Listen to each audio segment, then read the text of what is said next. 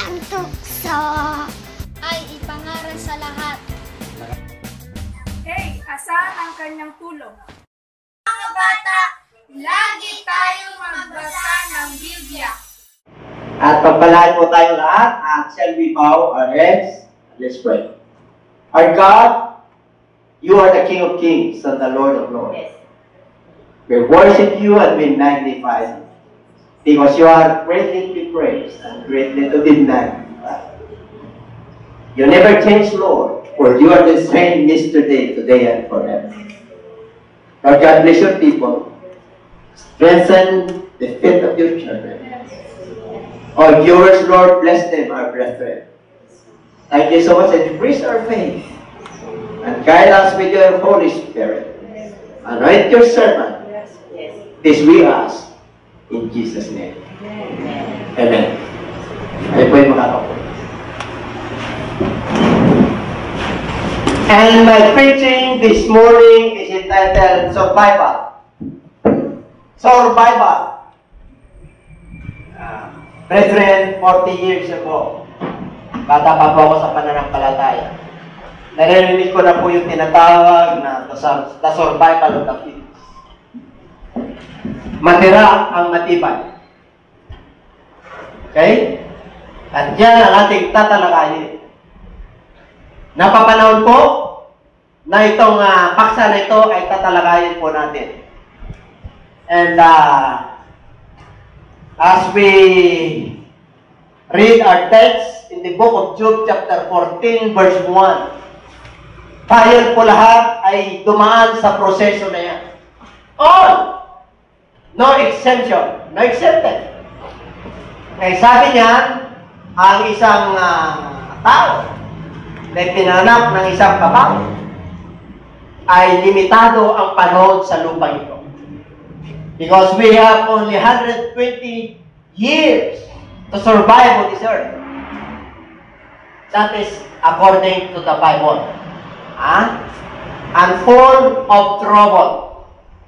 That's why sa ating paglalakbay, o binigyan po tayo ng Diyos ng buhay na lumaban sa mundong ito, kailangan alamin natin ang gusto at panuntunan o alituntunin ng Diyos para tayo ay makalaban. Amen? Amen. Kayo ba'y nakahanda ng lumaban? Amen. Okay, handang-handa na po. Kayo ay survival. Oh, even we are full of trouble, we are survivor. You know why?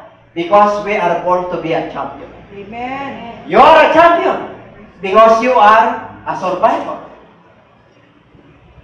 Marami pong mga cells, dead cells, sinapupunan pa lang ng ating nanay. Yung egg cell ng papa at yung mama. Para mabuhay po tayo, marami na pong namatay. Ilang libong dead cell para tayo ay mabuo at lumakas. Kaya sabihin mo sa iyong katabi, champion ka. Yan, palapakan natin ako. Survival.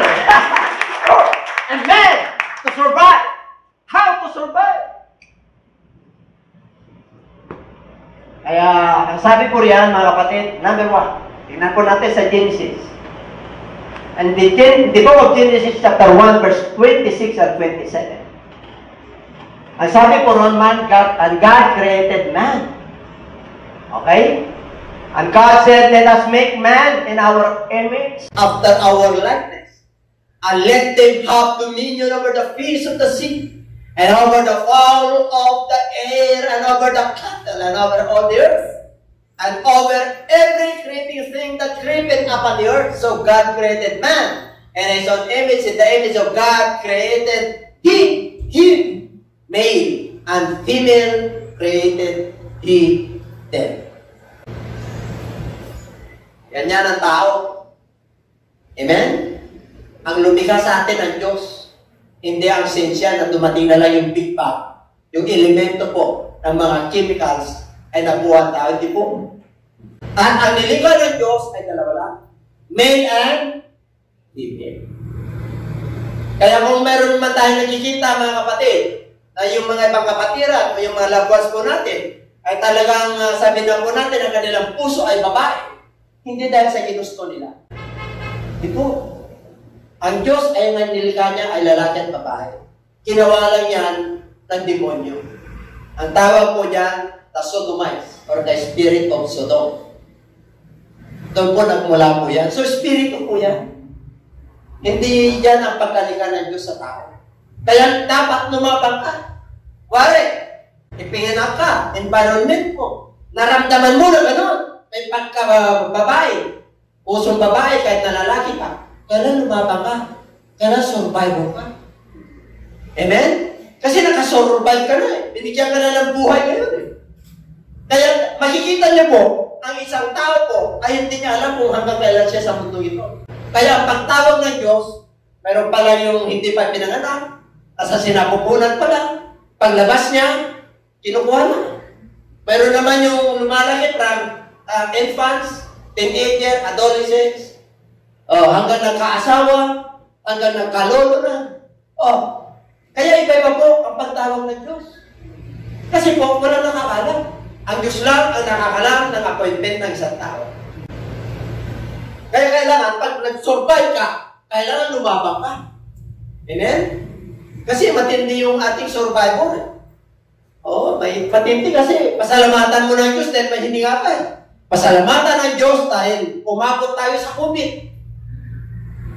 Amen? Kasi pinagtutulungan ng Diyos na umabot tayo sa ganito. Kasi yung nauna na sa atin, hindi na nila inabot eh. Enjoy na sila sa paradise. Kaya yung mga mananampalataya, wari yung mama, parents ko, yung kapatid ko mananampalataya, nasa paradise sila. Na-enjoy nila yung buhay ko. Hindi na nila ma-enjoy yung buhay dito na saan ako kukuha ng basic needs. Hindi na. Iniintay na lang nila yung trompeta ng Lord, yung pakakak ng Lord, yung sound ng trumpet, para sila yung unang babangunin. Kasi natutulog lang po ang mga mananampalataya. Take note. Hindi namamatay ang mananampalataya. And everybody say amen. Ay sabi mo sa iyong katabi, ang tindi mo. Okay, palapakan natin ng Diyos. Masalamat talaga ng Diyos. Yung surviving. Kaya dito po, there are elements of man. Man composed of 3 elements. In the book of Thessalonians, 5:23. And the very God of peace sanctify you all. Ano yan? Ang Diyos ng kapayapaan ang magpapakabanan sa inyong buo. Buo yun, holy. Whole yan. And pray God your Holy Spirit and soul and body be preserved, blameless unto the coming of our Lord Jesus Christ. Tatlo po yan. Ano yung composed of man? Spirit, soul, and body. Tatlo po yan. Lahat ng tao meron yan. Basta nilikha ka ng Diyos at lumabas ka sa nanay mo, lahat yan meron. Ang gusto ng Lord, yung spirit, and soul, and body be preserved. Holy, buo. Blameless. Walang kapintasan. Hanggang sa pagbabalik ni Jesus Christ. Kaya, dito, sa punto ito, man, you must be survived. Kasi, in this world, there is tribulation. Itong katawan natin. Napapagod, nangihina, nagkakasakit, nadidepress, maraming alalahanin. Kasi survivor ka na, inabot na natin ito. Kaya sabi niya, it must preserve. Ngayon, ang tanong, asan yung spirit? Ay, siyempre, composed of 3 elements.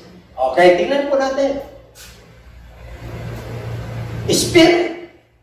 Then shall the dust return to the earth as it was, and the spirit shall return unto God who gave it. Saan daw yung Espiritu? Yun yung Espiritu ng Lord. Yung Espiritu na nasa atin ay pahiram ng Diyos. Kaya sabi diyan, sa Genesis chapter 2 verse 7, tayo po ay nilikha ng Lord and He breathed His nostril to us and we become a living soul. Nasa soul yun. Pero yung spirit ang pinag-usapan natin ngayon. Galing tayo sa alamok, babalik sa alamok, at yung espiritu ay babalik sa saan? Babalik sa Diyos. Amen? Meron pa dyan yung spirit? And the Spirit of the Lord shall rest upon Him, the Spirit of wisdom and understanding, the Spirit of counsel and might, the Spirit of knowledge and of the fear of the Lord. Meron ka raw Espiritu ng Diyos pag meron ka nito. Ano yun? The Spirit of the Lord shall rest upon Him. Tatapos sa atin. Paano mo malalaman ang Espiritu ng Diyos na sa iyo? The Spirit of wisdom. Diyan pa ba kayo? Mayroon ba tayo niyan? Ay nakakalam. The Spirit of understanding. Naintindihan mo ba yung sinasabi? O yung gusto mong sabihin, yun ay papaintindi mo? Iba yung Espiritu ng Lord. Iba yung Espiritu mo. Magkaiba po yun. Yung Espiritu ng tao at yung Espiritu ng Diyos. Pahiram niya lang yan. Kaya kung tayo po ay huminga, pahiram ng Diyos yan.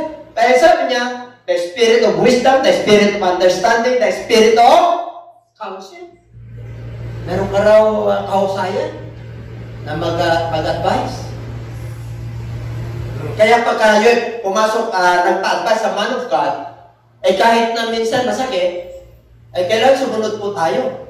At yung mga iba, hindi na nagpapa-advise kasi nahiya na lang.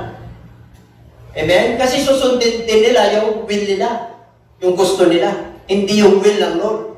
Hindi yung Spirit ng Lord na nandun sa man of God.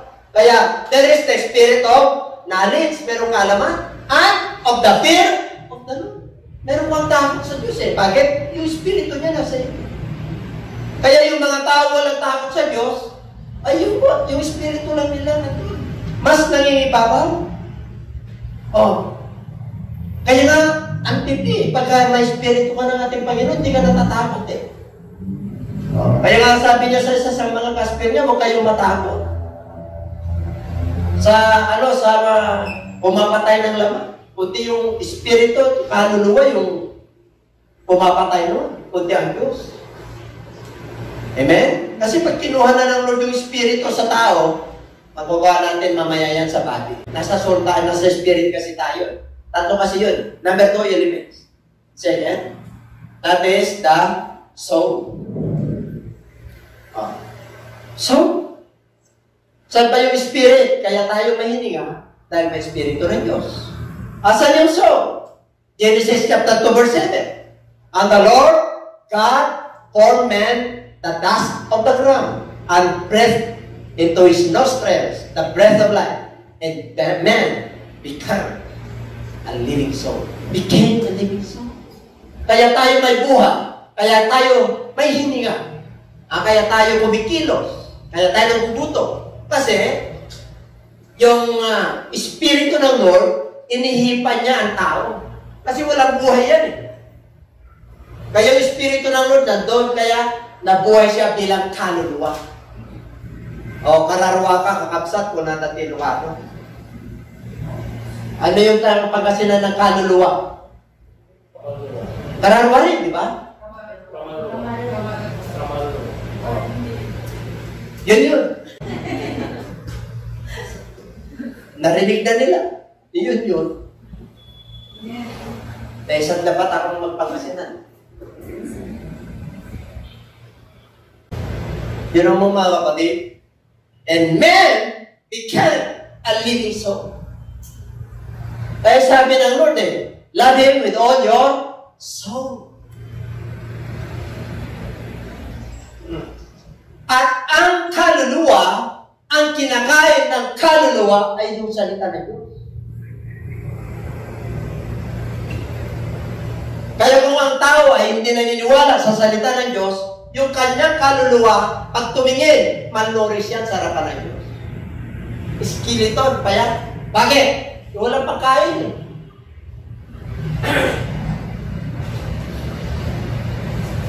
Kailangan, para mabuhay yung kaluluwa mo, magiging living soul ka, kailangan may word of God. Kailangan may fear of God. Diba? Fear of God, kailangan meron kang takot para kumikilos. Buhay ang iyong kaluluwa. At yung kaluluwa ang hahatulan. Yung kaluluwa ang may eternity. Tingnan natin. Meron pa ba dyan? Mark 12:29 to 30. O yan. And Jesus answered him, the first of all the commandments is, hear, O Israel, the Lord our God is one God. And love Him with all your heart, soul, mind, and strength. This is the first commandment. So nakalagay yung soul niya. Paano mo mamahalin ang Diyos? Number 1 commandment, una, kung hindi mo siya kilala. Pangalawa, paano mo mamahalin yung Diyos ng buong kaluluwa, buong puso? Kung walang salita ang Diyos. Sapagkat ang salita ng Diyos ay Diyos mismo.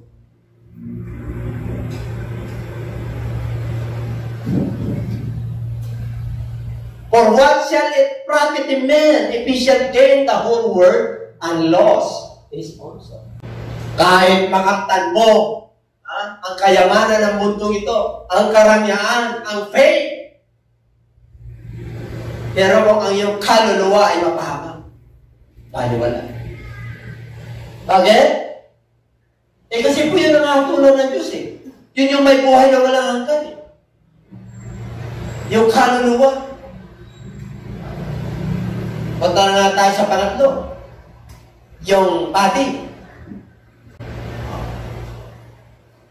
Genesis 3:19, in the sweat of thy face shalt thou eat bread, till thou return unto the ground. For out of it wast thou taken, for dust thou art, and unto dust shall thou return. Yan yung pagkakasala ng tao. Dahil ikaw ay sumuway, dahil kayo ay nagkasala, ngayon pa lang kayo ay namatay na. There is a separation between God and man. Nung nagkasala po sila, pag sinabi Genesis chapter 3, that is the fall of man. Diyan nagkasala ang tao. Kaya nung nagkasala po, dumating yung disobedience, dumating yung kasalanan, dumating yung fear, dumating ang kahirapan, dumating ang kapihatian. Kaya sabi ni Lord sa John chapter 16, verse 33, in this world there is tribulation. But be of good cheer, I overcome the world. Kaya ang binibigay ko sa inyo kapayapaan. Kasi itong katawan na ito, galing sa labok, nagkasala to, babalik sa labok.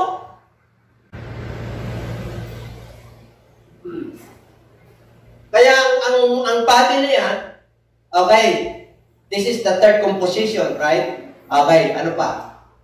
Hebrew 9:27. And as it is appointed unto men once to die, but after this, judgment. Yan ang tao. Full of trouble, and a few things. Isang beses lang mamatay ang tao. Pagkatapos ay paghatol. So kung makikita natin soul, ay spirit, soul, and body. Habang buhay pa tayo, habang ang Diyos ay nandiyan pa, ay kailangan we must survive. And how to survive? Paano? Amen? Yan, yung tinatalakay na natin. Ano ba yung mga panuntunan ng Diyos para itong flesh na ito, maka-reach man lang ito ng 80? Di ba? Lumalaban tayo kahit na-COVID. Di ba pag may nararamdaman tayo, lumalaban? Because there is a while in our brain na tayo po ay lumalaban dahil nilikha tayo ng Lord na perfect. Dahil ang tao po ay perfect talaga nung hindi pa dumating ang kasalanan. Hindi mo mamamatay ang tao. Kaya pag may nararamdaman ang tao, lumalaban siya. Pag-pray mo nga. Okay siya. Di ba? Pag-pray nyo nga. O, kaya nga bago ako tumayo rito, okay, di ba?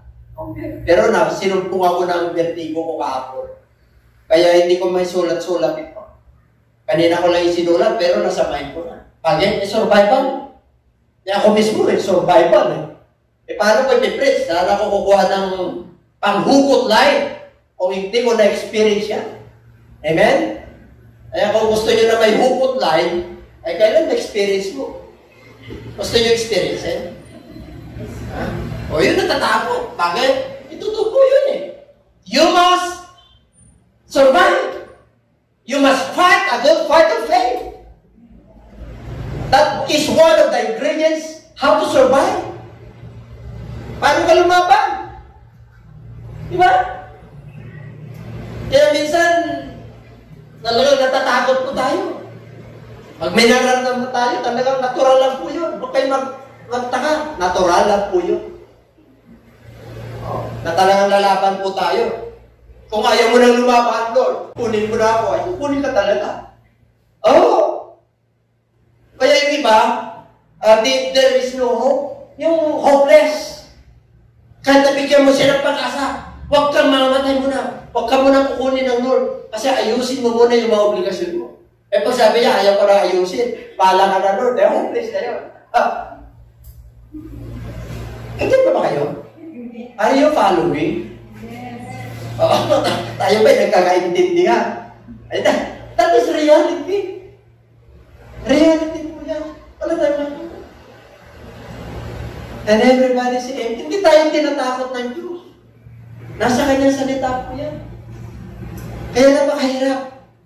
We must survive. Pag binigyan na tayo ng Lord ng pagkakataon na maglingkod, lumaki ng ganito, nagkaroon ng pamilya, Lord, I must survive. At mula dito sa men, hanggang sa spiritual, hanggang sa Word of God. Kailan mag-survive ako? Hanggang sa eternity. Amen? Tingnan po natin. Sa bisis lang mamamatay ang tao pagkatapos nito ay pagkain.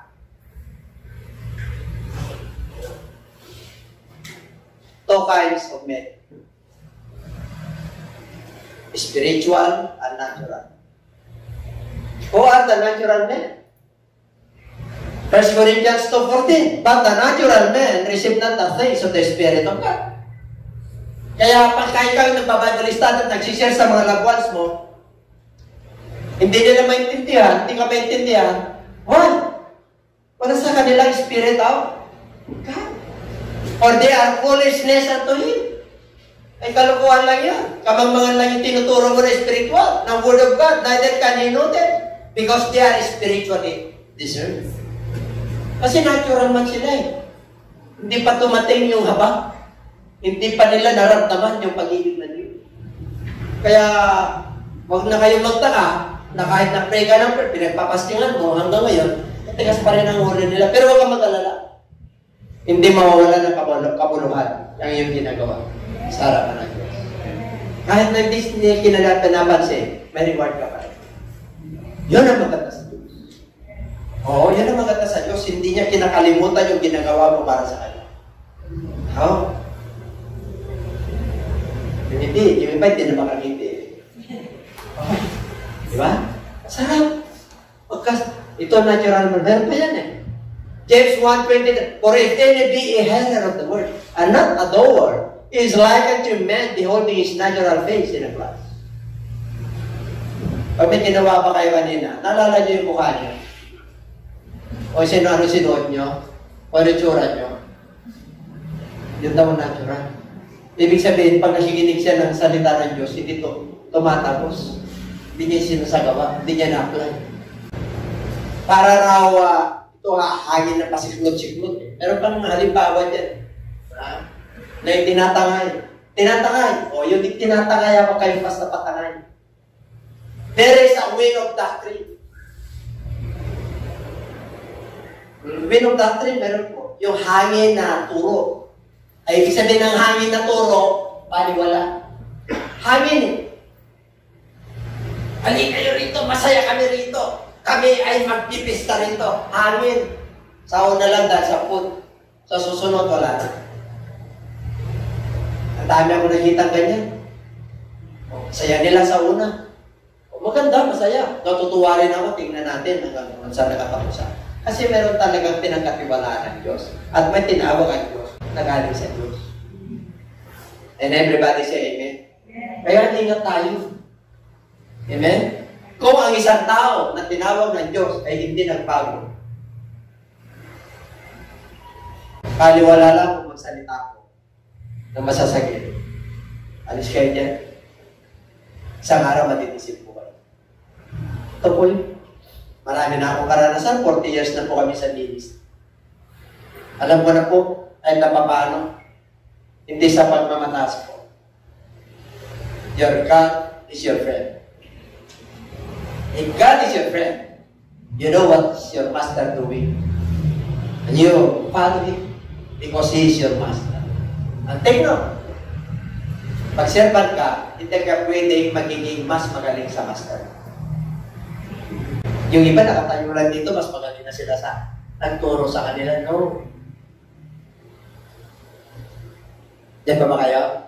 Binigyan lang ng pagkakataon ng Diyos para makapaglingkod. Pero akala ko na, pag tumayo, mas magaling na doon sa master. No, hindi ganun po. Nauna na po, kahit ako, may naging master ako, nauna na sila.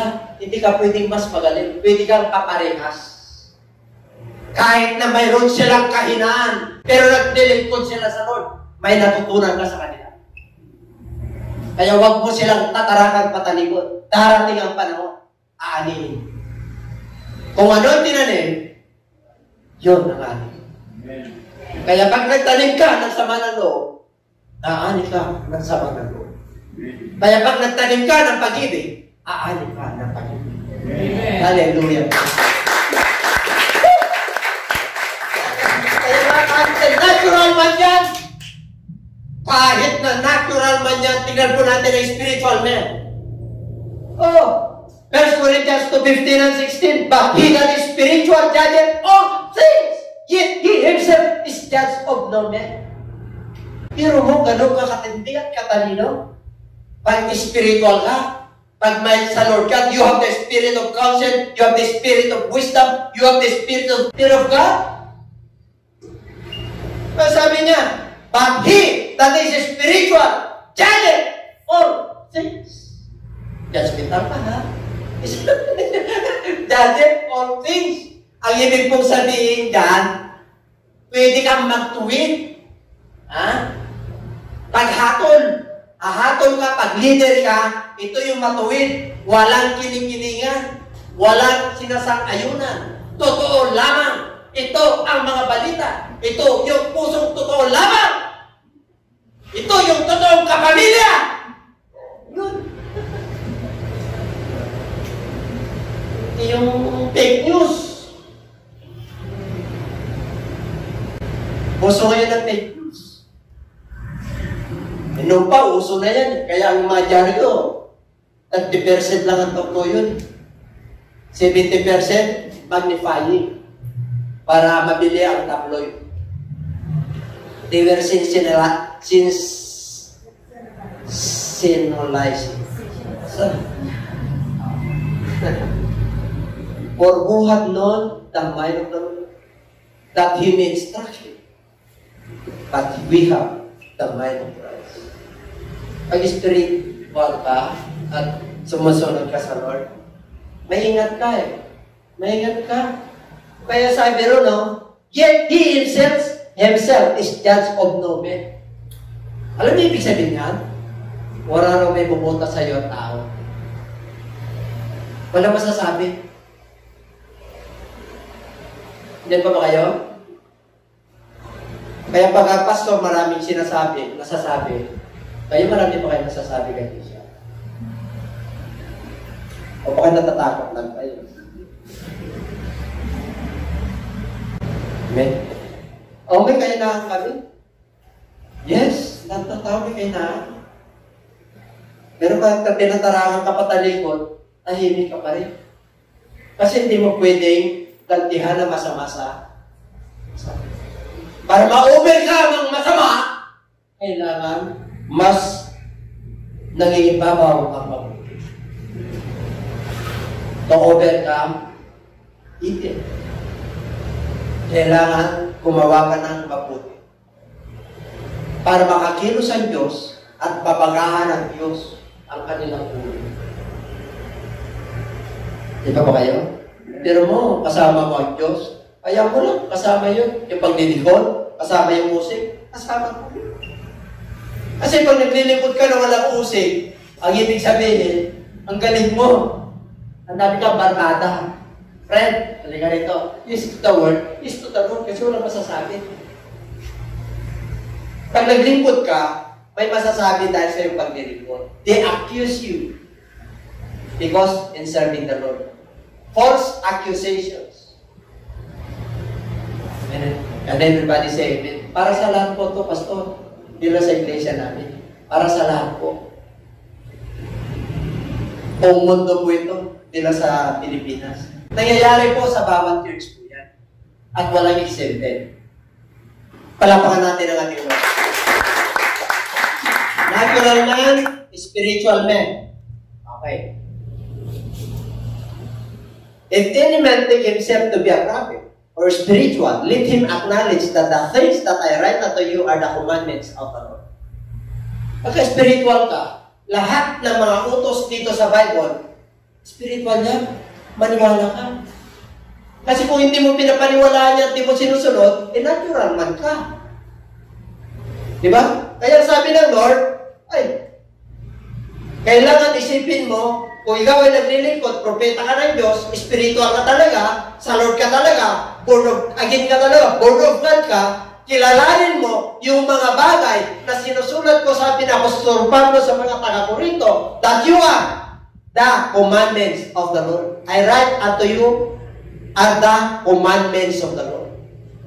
Ang isinusulat ko sa inyo ay yung mga utos ng Diyos. So, paniwalaan mo to kasi spiritual ka. Kasi galing sa Diyos ito eh. Kaya pag hindi nila tinatanggap, natural man yung tumatanggap. Ang tawag mo dyan, nabubuhay pa sa laman. Kaya yung old nature, tumatayo, lumilitaw.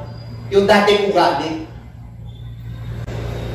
Kaya pag spiritual ka na, kahit na may dating ugali pa tayo, supilin mo in the name of Jesus. Tulungan mo po ako, Panginoon. O kaya nga meron tayo mga praying and fasting. Para pagsupil po yan sa laman. Yung mga hindi magagandang ugali, yung old nature po natin. O para masupil po yan, kasi hindi mo kaya yan eh. Kasi nasa laman pa tayo. Nag-aaway yan yung spirit, at saka yung soul, at saka yung laman ng tao. Away po yan. Kaya mamimili ang tao eh. Amen? Na-preach ko na po yan, yung no compromise. Pag nasa Lord ka, nasa Lord ka. Pag nasa liwanag ka, nasa liwanag ka.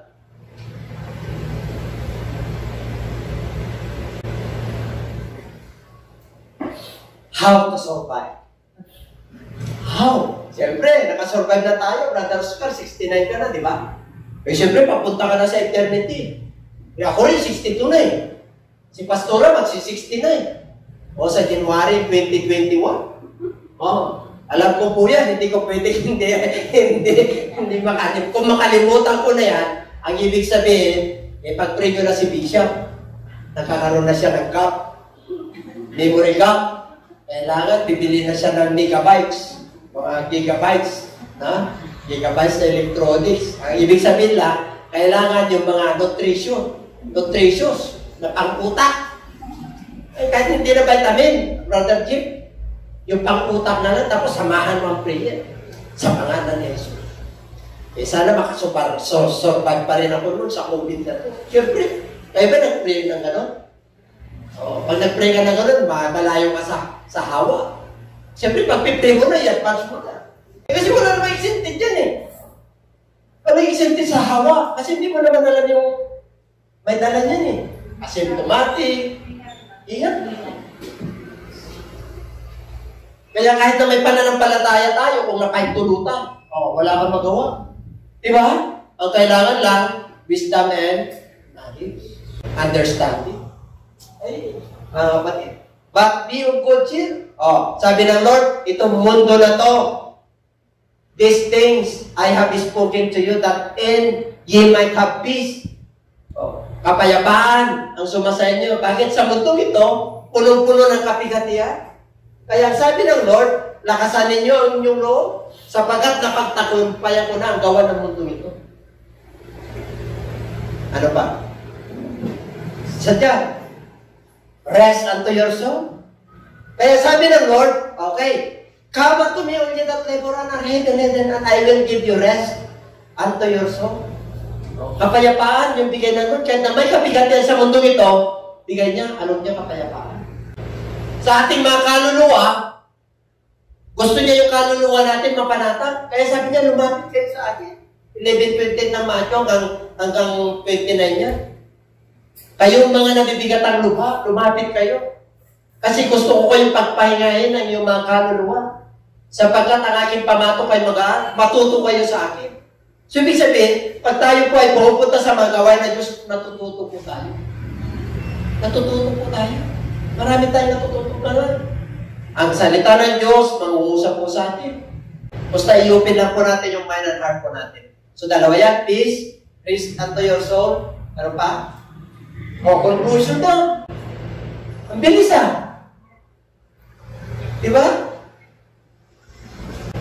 Love is the ingredients to survive. Yan. Ang pag-ibig, ang siyang pinakasangkap. Without love, hindi ka magsusurvive.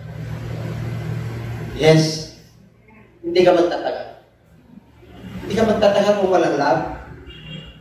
Kaya sabi ng 1 Corinthians 13:13, ay kahit na pa propeta ka, galing mo magsalita.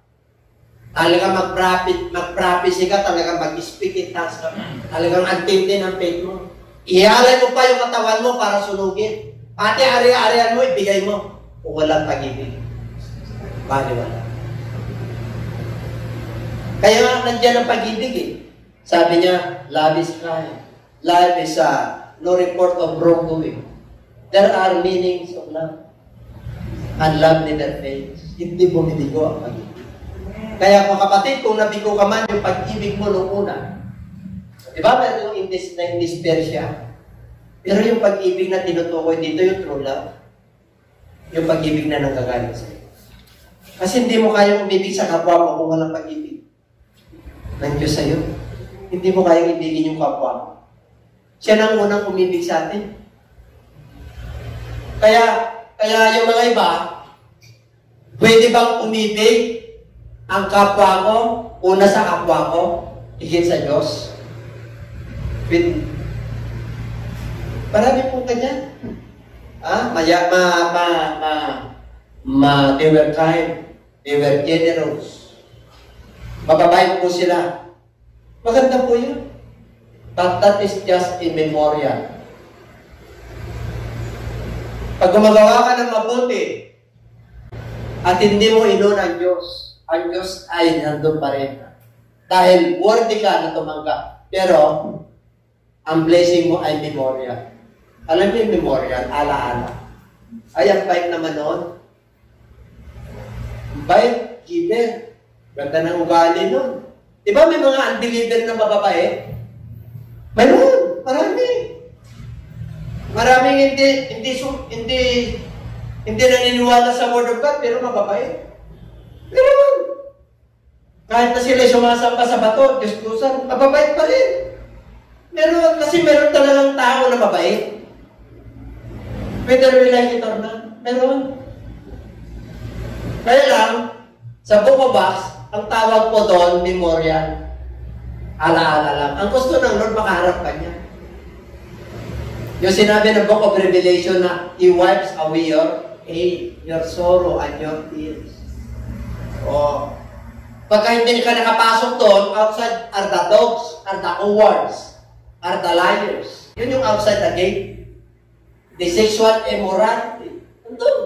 Yung mga talas, yung mga makalaman, nandun sa outside the city. O kaya yung mga nakapasok po roon, ay yung mga anak ng Diyos. Kaya, He wiped away their tears and their pain and their sorrow. Yun yung tunay. Pero pagka, sayang naman, nasa labas, ang bait nun. Ibinigay niya yung 1 billion donasyon doon sa Red Cross. Di ba? Pero, siya yung naging sikat, hindi si Lord ang naluwalhati. Kasi, hindi si Lord ang pinarangalan eh. Yaman niya, bait niya. Alam niyo mga kapatid, lahat ng gagawin natin, ang pag-ibig na Diyos ay pumasok sa atin, sa Diyos. Ang karangalan, sa Diyos ang kalwalhatian, sa Diyos ang kaharian. Nasa Lord's Prayer yan. Forever. Oo. Nasa Lord prayer yun eh. For yours is the kingdom and the glory and honor forever.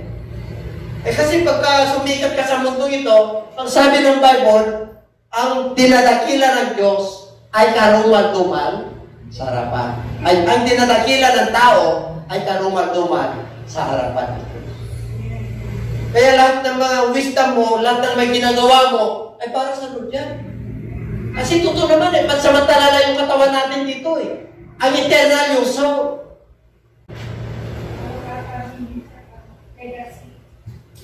Yun yung may iwanan mong legacy. Meron ba tayong iwang legacy sa mundo ito? Wala, kinuha na tayo ni Lord.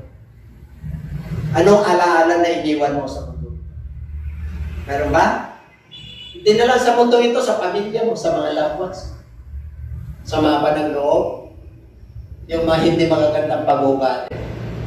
Dapat kung nagiging born again tayo, natural man, sabi po ng Job 14:1 kanina, full of sorrows and trouble. Pag spiritual man, sa John chapter 3, kailangan we must be born again para magkaroon tayo ng relationship. Kailan para makapagpatuloy tayo, we must be born of God para overcomer tayo. Sinabi ko yun. Sa first day kanina, we must be overcomer. Born of God ka na, ibig sabihin, yung soul mo nakapreserve na. Tatlo yung elements. Soul, spirit, soul, and body. Kaya nakapreserve yun. Kaya nagpapatuloy po tayo. That's why the basic ingredients of survival is kaya pag may love ka, naku, maintindihan mo yung kapatid mo, maintindihan mo yung pamilya mo, maintindihan mo yung boss mo sa trabaho, maintindihan mo yung mga nangyayari sa'yo. We are not perfect. We are not perfect. Pero habang tayo po ay sumusunod sa Lord, nagiging perfect po tayo sa harapan. Mahari ang tao, hindi ka perfect. Ang nakikita nila yung mga nagtapang buhay mo. Di ba may mga ganyan? Markado ka na eh. Markado. Kapatid nyo na ba yung markadong anghel? Yung Hinebra San Miguel? Okay. Markado ka na eh. Para hindi ka na nagbago eh. Samantalang inalo ka naman, hindi ka na umino. Nagpupuri ka na, sumasamba ka na sa Diyos. Eh, markado ka na eh. Pero sa Diyos, hindi ka markado. Sa Diyos, nagsisisi ka, tinatanggap mo kung sino ka. Kaya tinatanggap ka rin. Yun, so, survival, nandun ang love. Love is the ingredients to survive. Grabe, no? The love of Jesus, sweet and love of Jesus, sweet. Ha? Grabe. Meron ba yung mga love na yan? Love conquers all. Alam niyo yung pagdating sa man, yung love conquers all, alam niyo? Merong ano yan eh, merong tulayan si Balagtas. Alam niyo yung tula ni Balagtas tungkol sa pag-ibig pag nag-alay siya. Oh, pag-ibig na makapangyarihan. 10 mag-aamay iyong nasasama. Pag ikaw ay nasok sa puso nito, hahamagin lahat, masunod ka lang. Ano ibig sabihin? Kahit na nasa bundok, si Diwata. Alakbayin ko yan. Walang pagod dahil sa matinding hangarin at pag-ibig ko sa akin. Yan ang ibig sabihin ni Balagtas. O ganun din po tayo, pag sa Lord, love conquers all. Kahit na maraming usik, maraming sinasabi, hindi ako mag-alala sapagkat kilala kita o Diyos. Ang aking relationship sa iyo ay nagpapatuloy. Pagkamat markado na ako sa kanila, may makakahinaan na dumating sa buhay ko. Pero yung kasalanan ni Juan ay hindi kasalanan ni Pedro. Tama niyo yung ibig sabihin? Yung kasalanan ng tatay ay hindi pwedeng anihin ang kasalanan ng anak. Kaya pag nagkamali na kasala ang anak, hindi pwedeng kasalanan ni tatay mo. And everybody say amen. Amen. Love conquers all. Number 2, meron pa ba? Perfect love. Oh. Para makasurvive ka, kailangan perfect love. Eh, paano to? Hindi naman kami perfect. Hindi ibig sabihin ng gano'n. Ganito po yan. 1 John 4:17 and 18, herein is our love made perfect, that we may have boldness in the day of judgment. Because, as He is, so are we in this world. There is no better love, but perfect love casts out fear. Because fear hath torment. He that feareth is not made perfect in love. Kaya pag may takot ka pa, wala yung love sa'yo. Pero pag may love ka ni Lord, kaya mong mahalin yung kaaway mo. Kaya mong mahalin si kapitbahay mo. Kaya mong unawain si Mister. Kasi po, nangingibabaw yung pag-ibig ng Diyos. Amen? Kasi madali siyang umabot eh. Pasensya ka na dali. Nakalimutan ko na birthday mo. Diba? Nakalimutan ko na pala tayo. 40 years na tayo ngayon. Eh, siyempre sa dami ng iniisip ko. Oh, minsan, nagpapaganda na si Darlie, hindi mo ba mapapansin? Ang ganda-ganda nito. Ayun pala, nagkakaroon ka na ng Alzheimer. Alam mo, pagka nagpapahiwating na gano'n, kailangan, Lord, bigyan mo. Sabi nung Spirit of Understanding. Ang mga matatalino anak ng Diyos, meron yan. Yung magpahiwating pa lang, alam mo, you deserve. Nade-deserve ko, Brother Arnel. Nade-deserve mo kasi you have the Spirit of the Lord. Amen? Mga kapatid, ako, diro mo, kahit na COVID na, gusto ko pang mag-survive. Ayaw mga preacher, gusto nyo ba bang mag-survive kada wala ng fellowship? Ayaw mga ibang simbahan, sara na. Sara na po talaga. Ay kasi nakakawa din yung ibang pastor. Yung mga ibang manggagawa ng Diyos. Eh, tayo naman, hindi pa naman tayo gano'ng kawawa. Kumbaga sa nasa level 1 pa lang tayo. Pero pagka tumating na yung suktulan, pupunta na ako kila Brother Jim. Pagka pumupunta na kami riyan sa mga bahay, ibig sabihin, alam nyo na yun, hindi na magsasalita.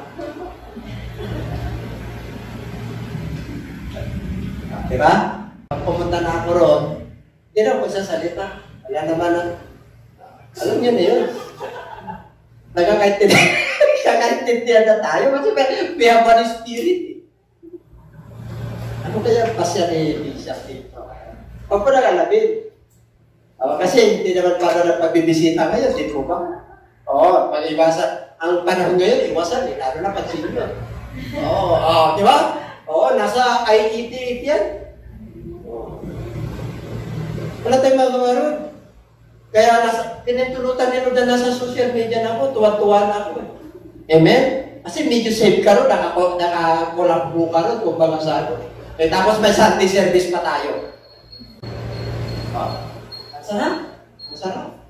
Yung mga meeting, yung mga pastor natin, mini-meeting ko na lang sila, online.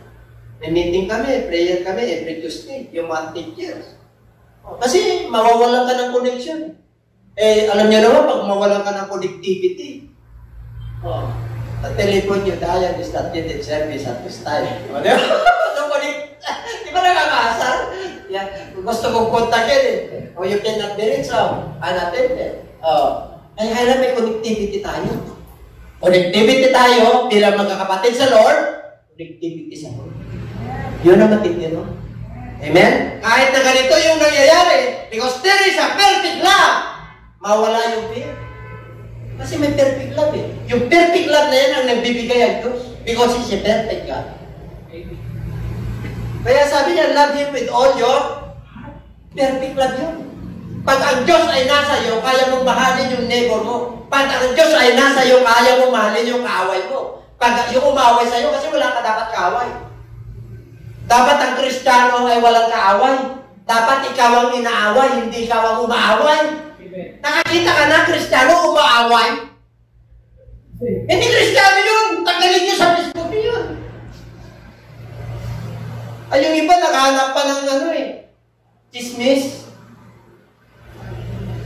Naghahanap pa ng i-unprint nyo na yung mga ganyan. Bakit? Kasi may pasabog daw. May pasabog. Pero pag inantay na granada, may papasabog sa pamilya. Ano yun? Nagsabog na nga sila ng sama ng loob nila. Di pa na kontento. Unprint yun. Grabe ang kawan ng demonyo pag hindi ka nag-ingat.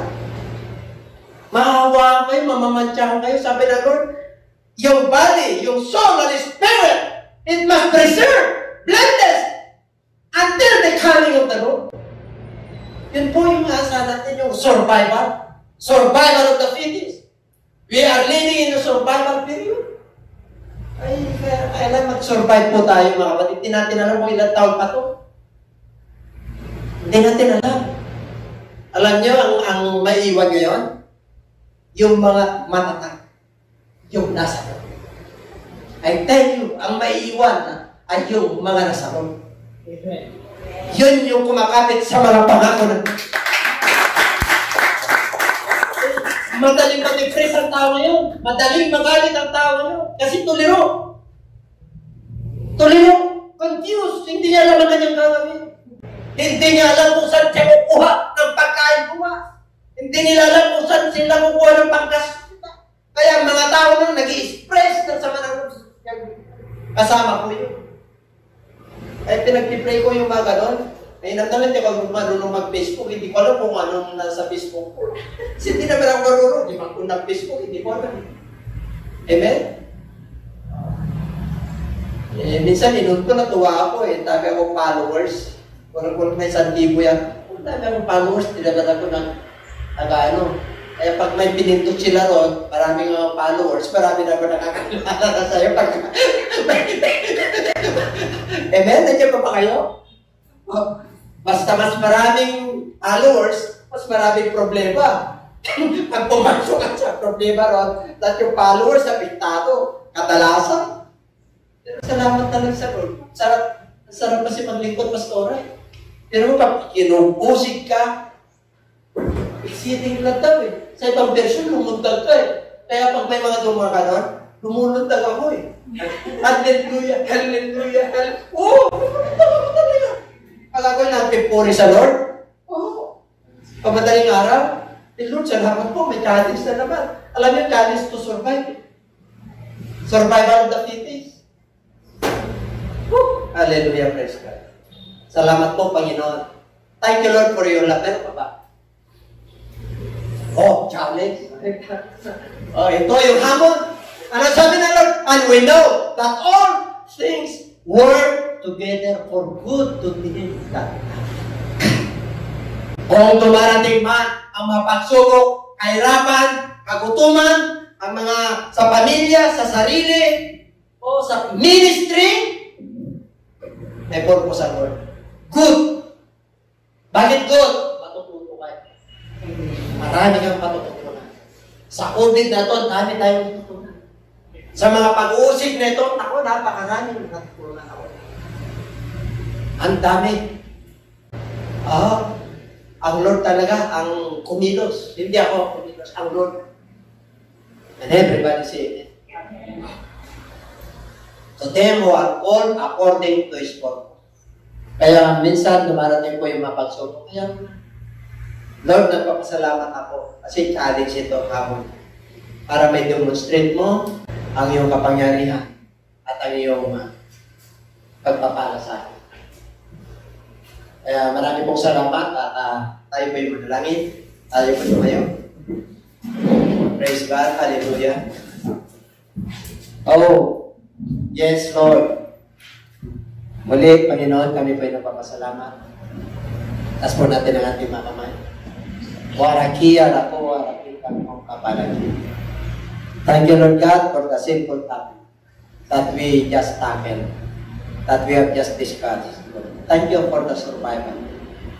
At hanggang ngayon, binigyan mo kami ng buhay, ang asa po, para magipaglaban sa COVID na to. Hindi lang sa COVID na to, Panginoon. Marami pang mga darating na pagsubok. Pero sinabi mo sa Matthew chapter 24, this is just the beginning of sorrow. Kasi wala pa lang po ito. Pero ano man po ang mangyari, Panginoon, pinapagkatiwala po namin sa iyong mapagpala kami sapagkat sinabi mo, all things work together for good. To love God. Para sa amin ito, dahil kilala po ka namin, Panginoon. Naman po ang aming mapagkukulang sa iyo. Minsan dumarating po yung kawalan, kasalatan, at kami nagre-reklamo, patawad po. Yung aming kawalan ng pananampalataya, patawad po. Always increase our faith, O God. Touch our heart, O God. And reveal unto us to your word, Lord. to your preaching, Lord, through your Holy Spirit. Speak to your children and strengthen their faith. Thank you so much. Bless them, Lord. Bless their family and provide their needs. Also bless the viewers of God. Bless all, hallelujah, sa lahat ng mga manonood at tumatangkilik sa iyong programa sa online service. Thank you so much. Bless your people. And this we ask in Jesus' name. Palakpakan po natin.